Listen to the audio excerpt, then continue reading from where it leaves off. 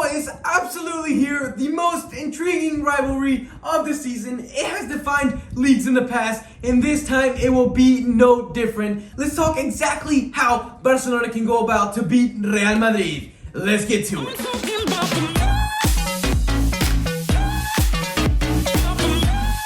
Hello guys, welcome back to El Merengue Culé. I hope you're excited for tomorrow's match because I know I am. It's gonna be, I think, probably the most important match of the season. So let's get straight into it. Both Barcelona and Real Madrid had very shaky starts in the beginning of the season, but now have built their way up into very competitive spots, both second and third place, respectively, for Barcelona and Real Madrid. Real Madrid sitting 3 points under Atletico Madrid and ourselves sitting only 1 point. So this match is going to be absolutely crucial for both teams. Both teams are definitely going to be wanting to pick up a victory, but it's going to be very important for us Barcelonistas. So let's get to it. Let's break down exactly how Madrid is coming into this game and overall just talk tactics. So, despite the plethora of injuries that Real Madrid has picked up recently, they've actually managed to go 12 games undefeated. So, they're definitely coming into this game very informed, especially after the 3-1 victory against Liverpool. Now, it is also important to note that Real Madrid is actually going to be home,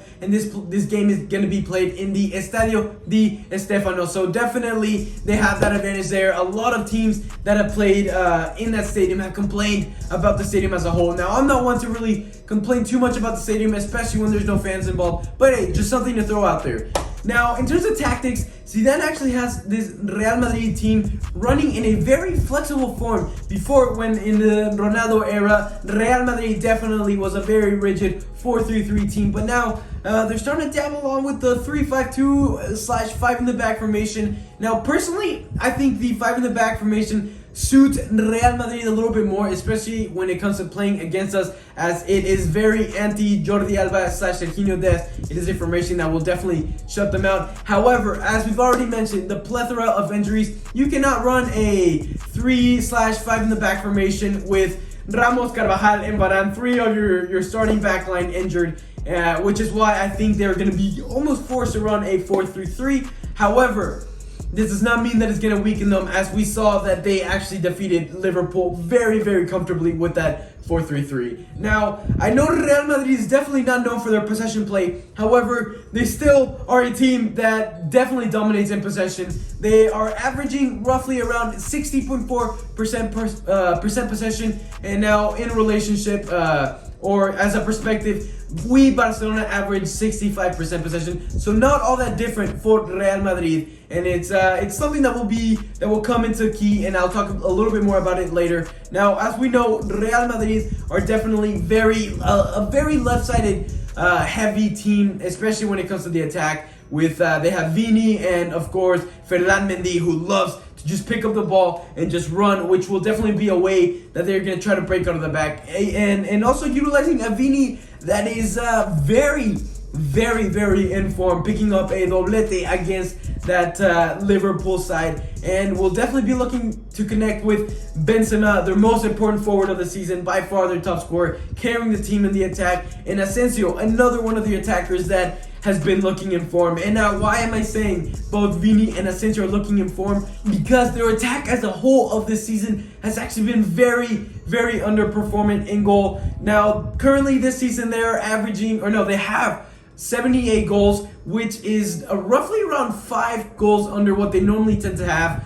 So they're definitely underperforming. And now, when we compare that to us, as a comparison, Barcelona currently has 101 goals. So definitely a relatively big margin of goals that Real Madrid has been missing. However, like we mentioned, they're coming into this game very informed, at least in the attack. So that is something that we can't take for granted, and we have to stay very smart defensively from the first minute to the last. So now, I think it's time to talk about the most important aspect of tomorrow's match, the build-up phase. This is going to be the absolute key for both teams. Whoever dominates the midfield/the build-up phase, in my opinion, will win the game. And this is where I think we have the upper hand if we are careful and play our cards right. So, of course, like I keep repeating myself, Ramos and Varane are out, and that is definitely gonna hurt the build-up phase drastically. If actually I don't know, but if you guys have seen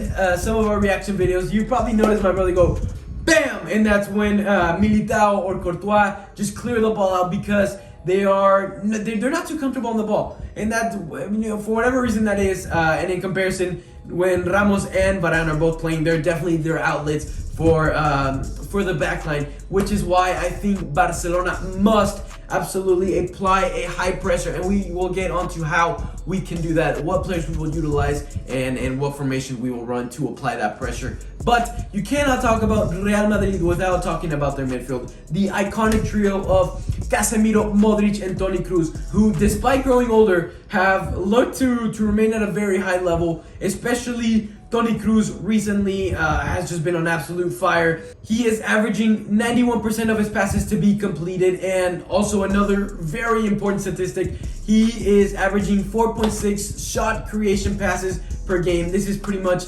insane and has been game-changing for Real Madrid. And in addition to Toni Kroos, Casemiro is actually Real Madrid's second top scorer, which appears to be good, but if you look or read between the lines, it further highlights how underperforming their attacking line has been. Now, one thing that Liverpool failed to do is they failed to put pressure on Real Madrid's midfield, and we saw Toni Kroos absolutely ate all night long. He had a field trip, and he tore them a new ass. That simple, which is something we need to learn and apply for ourselves. We cannot allow Real Madrid time in the midfield, or they will absolutely eat us alive.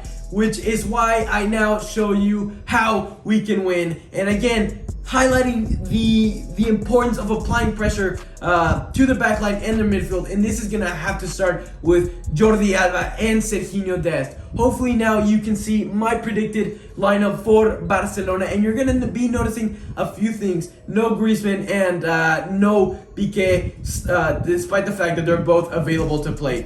But I want to dive straight into the midfield. Again, Frankie de Jong has been looking Ronald Koeman has been playing Frankie de Jong in their center back position for the past few weeks now. And while Frankie de Jong can definitely play that position, we absolutely need him in the midfield, which is why I am slotting in Ronald Araujo into that center back position and pushing up Frankie de Jong, which kind of takes away from that position for Griezmann to play. Unfortunately, if I had to choose between Dembele and Griezmann, I'm actually going to choose Dembele, despite him being a little bit shaky in front of goals here and there, very inconsistent. I'm hoping that Dembele will have his shooting boots on, strapped and loaded, and definitely bang in hopefully a goal for us. Now in defense, I've already mentioned Piqué and Sergio Roberto are back, but I personally don't want him to start. I want the backline to stay very solid, and Mingueza has been doing a fantastic job. Lenglet has been having his ups and downs, but I definitely think the three true center backs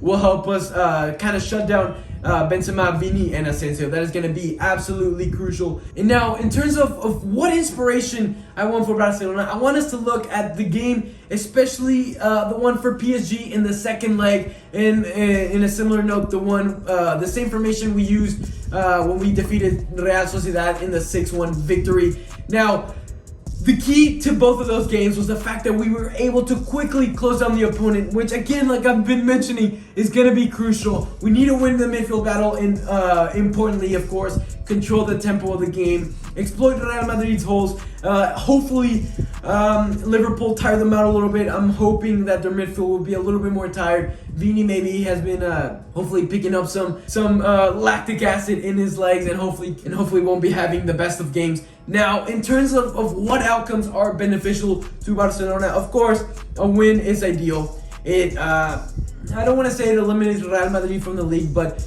almost kind of does. A tie actually benefits us because we are ahead of Real Madrid. So if we tie, we both kind of bump up a little bit. However, a tie kind of benefits Atletico Madrid a little bit more. Now, in terms, and then if we lose, it absolutely kills us. Now, another thing I want to show out there is the fact that we still have Atletico Madrid left to play. So the league is definitely 100% in our hands. And before I let you guys go, I have a question for you. and that is, let me know down below your favorite El Clasico moment, and just choose one. It's hard, I know, it's a beautiful matchup every year, but just wrap it up to one El Clasico moment. And of course, you know the deal. Let me know your score predictions for a chance to win a beautiful Barcelona jersey. So yeah, guys, if you enjoyed the video and are excited for tomorrow's game, let me know by hitting a big thumbs up. Don't forget to hit that subscribe button and the notification bell on, guys. Tomorrow, my brother and I, who is not currently here, we will be doing a live reaction to El Clasico. Perhaps we might do a live stream, so definitely stay tuned. Hit the subscribe and the notification bell on. Guys, as always, we need to pick up the victory, and Visca Barça!